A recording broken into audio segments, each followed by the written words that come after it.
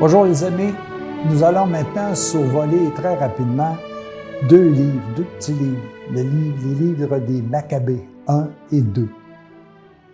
Qu'est-ce que c'est exactement?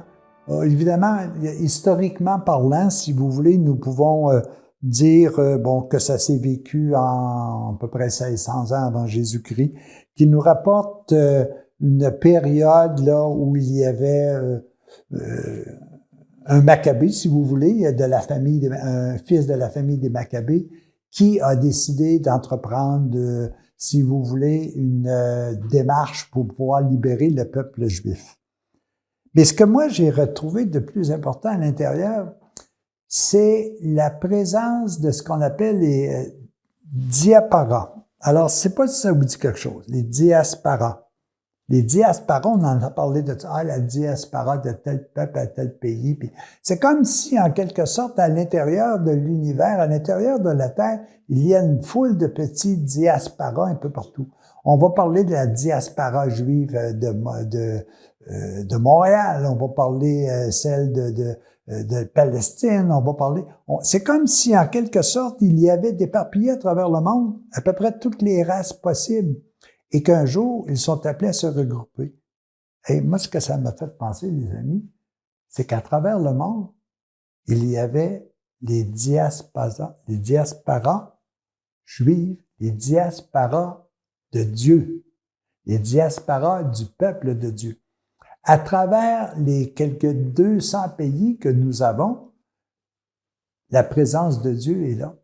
L'amour est là. Elle est partout. Nous sommes tous liés les uns aux autres.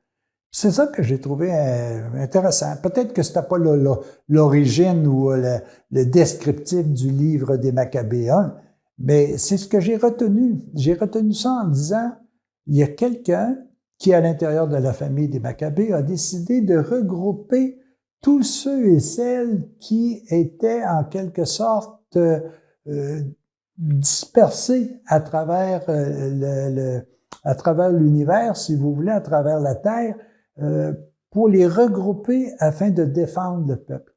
Est-ce que le peuple de Dieu n'est pas répandu à l'intérieur de tous les pays qu'il y a dans le monde? Est-ce que nous n'avons pas tous des personnes qui ont le goût d'aimer et d'être aimés? Est-ce que nous ne sommes pas, ce que moi je vais tout simplement vous mentionner ici, des diasporas de l'amour? Et si nous voulons véritablement vaincre le mal, est-ce qu'on ne pourra pas tout simplement faire appel à notre diaspora de l'amour à grandeur de la terre?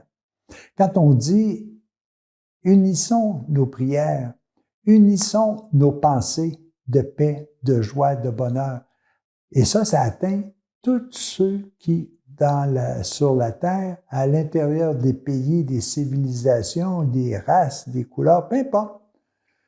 Ça regroupe tous ceux qui veulent qui veulent aimer et être aimés.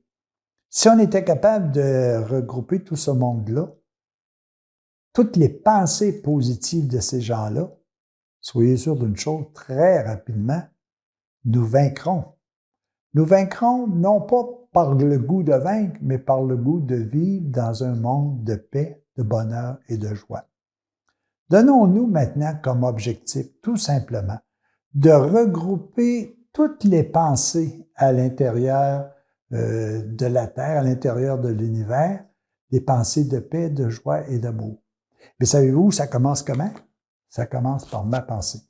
Il y avait un jour quelqu'un qui j'avais rencontré puis qui nous avait fait un exemple qui était intéressant. Il nous avait tout simplement demandé de se lever, de faire un genre de ballon à l'intérieur desquels nous mettions l'amour, la paix, la joie, et nous envoyons ce ballon-là à travers l'univers pour pouvoir rejoindre tous les regroupements qui pensent paix, joie et amour.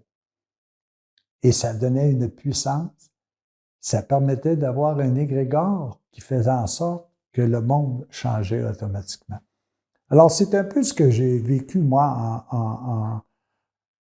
en prenant l'exemple, si vous voulez, de la diaspora que notre ami descendant des Maccabées avaient regroupé pour pouvoir davantage gagner sur le mal.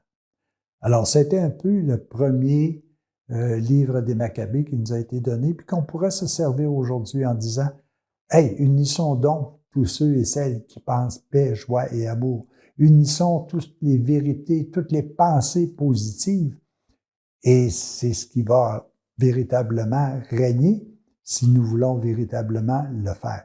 Alors, les amis, ce soir, là, donnez-vous donc comme exemple, tout simplement, ce soir, j'ai une pensée d'amour pour le monde.